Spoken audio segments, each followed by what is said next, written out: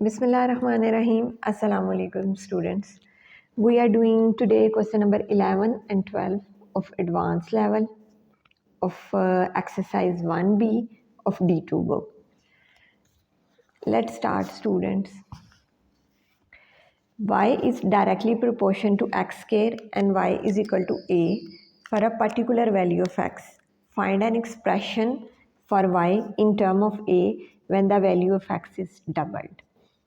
अब सिचुएशन हमें ये दी गई है, क्वेश्चन हमारा ये है कि हमें गिवन ये है कि वो डायरेक्टली प्रोपोर्शन है एक्स स्क्वायर के और हमें वाई की वैल्यू ए दी गई है किसी भी हाफ वैल्यू के लिए, कोई भी वो वैल्यू हो सकती है। इट्स अप टू यू कि आप इसकी क्या वैल्यू रख सकते हो। एक्स एक्स भी हो सकता है, ए रख लें, बी रख लें, सी रख लें, एनीथिंग यू वांट। और फिर आपने एक एक्सप्रेशन फाइंड आउट करनी है, ठीक है, जिसमें एक्स की वैल्यू डबल होगी, वाई की इन टर्म्स ऑफ ए में ही होगी, लेकिन वो जो एक्स की वैल्यू जो है ना वो आपने डबल करके एक एक्सप्रेशन फाइंड आउट करनी है। मेन चीज़ हमने ये फाइंड आउट करनी है। लेट्स स्टार्ट स्टूडेंट्स, हम इसको करेंगे कैसे। Solution, since y is directly proportional to x square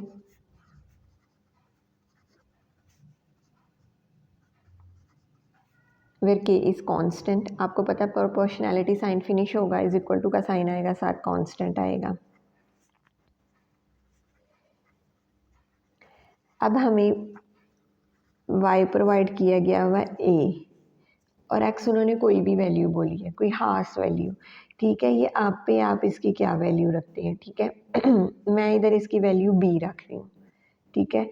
इसकी a और इसकी b, आप कुछ भी रख सकते हैं, x भी आप लिख सकते हैं। देखिएगा, जब ये हम इसकी इधर वैल्यू फाइंड रखेंगे अपनी इक्वेशन 1 के अंदर, y और इसकी a, x की b, ये b स्क्वायर हो गया और k हमारे पास आ गया, ये k की value putting in equation 1 we get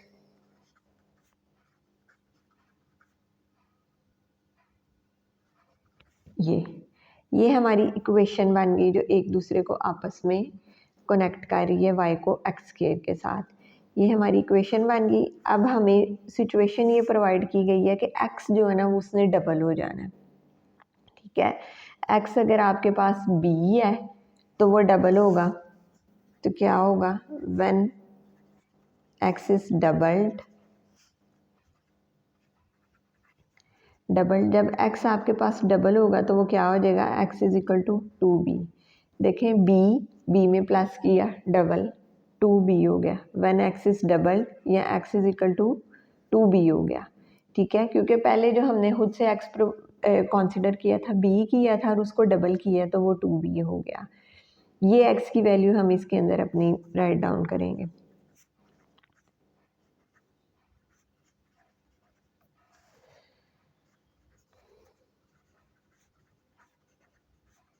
four B की स्क्वायर, ये इसके साथ cancel, y is equal to 4a, and this is our answer of question number 11.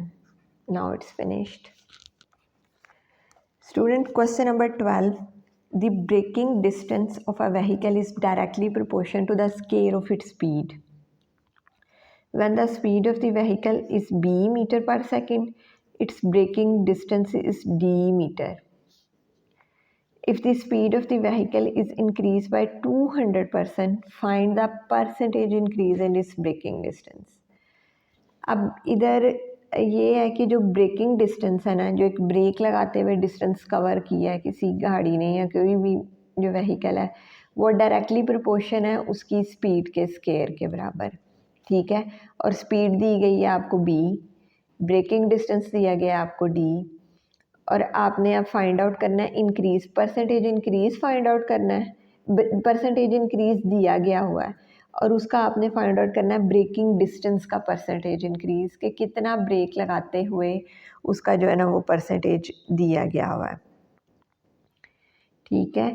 Speed, ये कुछ हमने इसको ऐसे इसका सोल्यूशन करना है, कुछ बातें आपने सपोज कर लेनी है, ठीक है। जैसे ब्रेकिंग डिस्टेंस को हमने बराबर रख लेना है उसके डी के, ठीक है, और स्पीड को बी के बराबर।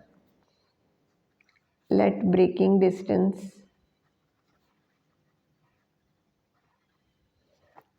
वो क्या है डी और बी, क्योंकि हाँ जी ब्रेकिंग डिस्टेंस जो है उसको डी के बराबर रख लें, और वो जो है ना इसकी स्पीड ऑफ द व्हीकल उसको आप बी के बराबर रख लें। ये speed of the vehicle,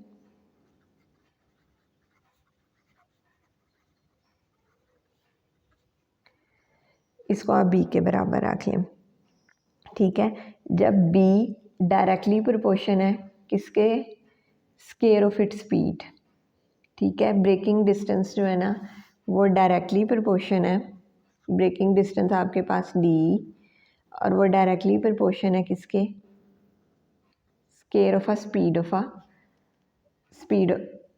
of the vehicle, ठीक है। ये इसके जब ये प्रोपोर्शनैलिटी फिनिश होगी तो इधर कांस्टेंट के आएगा और साथ बी स्केयर, ठीक। ये हमें दिया गया हुआ है ब्रेकिंग डिस्टेंस जिसको हमने डी के बराबर रख लिया, और उसके बाद ये किसके बराबर है, स्केयर ऑफ इट स्पीड, वो हमने बी के बराबर रख ली, ठीक। और जब हमने इस इक्वेशन को आपस में कनेक्ट किया अपनी गिवन सिचुएशन के मुताबिक, तो वो हमारे पास आ गई डी इज इक्वल टू के बी स्केयर, ठीक है। और जब बी होगा हमारे पास डी और बी होगा बी, तो ये इक्वेशन आपस में ऐसे कनेक्ट करेगी। ये अब हमने वैल्यूज पुट करनी है के की वैल्यू फाइंड आउट करने के लिए। डी के हमारे पास आया डी ओवर बी स्क्वायर। ये के की वैल्यू हम इधर राइट डाउन करेंगे अपनी इक्वेशन नंबर 1 के अंदर, एंड वी गेट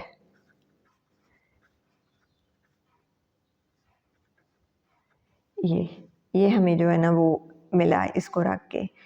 अब नेक्स्ट सिचुएशन उन्होंने हमें दी हुई है कि अगर स्पीड इंक्रीज़ हो जाती है 200%, 200 कोई ना कोई पहले भी तो स्पीड होगी ना जिससे जो है ना वो स्पीड इंक्रीज़ हुई है। ऐसे ही तो नहीं ना कोई हो रही कि इंक्रीज़ का जब आता है ना तो जो उससे पहले वाली स्पीड है ना वो हमने सपोज कर लेनी है। लेट हम कर लेते हैं 100 कर लेते हैं, 100% से वो 200 तक गई है, ठीक है। तो वो फिर वो जो होगा ना वो उसको जो है ना वो हम ऐड करेंगे। Let the speed of the increase, speed increased by 200%। तो हम उसको लिखेंगे कैसे, कैसे हम उसको जो है ना अपने पेपर के ऊपर इधर जो है ना अपने क्वेश्चन के अंदर राइट डाउन करेंगे। स्पीड हमारे पास क्या है, बी है, और वो इतने परसेंट से वो इतने गई है जी, ठीक है। और इसको ये हमारे पास स्पीड थी जो कि 200% इंक्रीज़ हो गई। ये जो 100% है ये हमने इसको अंदर ऐड किया है ताकि हम जान सकें कि ये इसके अंदर ये ऐड होगी तो वो फिर इससे जो है ना वो हम मल्टीप्लाई करेंगे, ठीक है। इसको कि ये हमने खुद से अपनी सपोज की है, ठीक है। और ये इसके अंदर ऐड करके हम इसको जो है ना सॉल्व करेंगे। ये 300 हो गया, परसेंट इधर बेशक कॉमन ले जाइए, अब परसेंट इसका जब ख़त्म होता है कॉमन गया तो ये नीचे आ जाता है 100। ये इसके साथ कैंसिल, और ये हमारे पास आ गई एक स्पीड आ गई 3b, ठीक है। और जब हमारे पास b होगा 3b,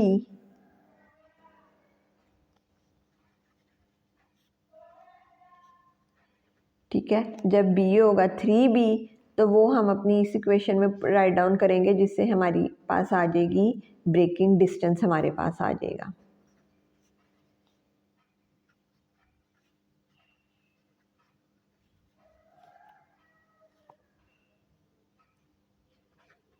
ये हमारे पास आया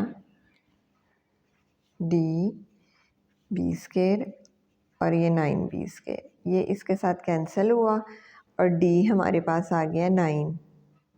90। ठीक है, ये हमारे पास डी आ गया और ये हमारे पास बी आ गया था। ठीक है, ये डी हो गया हमारे पास और ये बी आ गया। इस बी को हमने फाइंड आउट करके अपना डी, क्योंकि हमने फाइंड क्या करना है, ब्रेकिंग डिस्टेंस फाइंड करना है इसका गाड़ी का, कि ये कितना इसका जो डिस्टेंस जो होगा ना वो ज़्यादा होगा। अब हमने इसकी परसेंटेज इंक्रीज़ फाइंड आउट करनी है। वो हम किस तरह करेंगे, आपको परसेंटेज इंक्रीज़ का फार्मूला आना चाहिए।